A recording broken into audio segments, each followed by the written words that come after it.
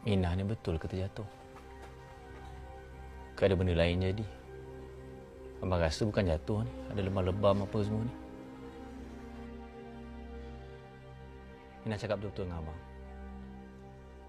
Jujur dengan abang, jangan nak sindung apa-apa. Yang pukul Minah kan? Dia orang ni melampau lah. Dia ingat apa selama nak ikut? Abang, tolong. Tolong abang jangan. Abang tolonglah jangan pergi. Abang nak ikut aja cakap dia. Jangan. Walaupun pun dia tu tetap mak dengan adik Minah. Tolonglah. Minah ni isteri abang tau. Minah maruah abang tau. Ini maruah abang tau. Abang tolonglah abang. Walau apa jadi pun dia tetap mak dengan adik Minah. Tolonglah abang. Abang jangan pergi. Ya? Sakit hati abang ni. Sakit hati kita ni. Sampai bila? Sampai bila? Tolonglah jangan. Kalau abang betul-betul sayang Minah, abang jangan pergi.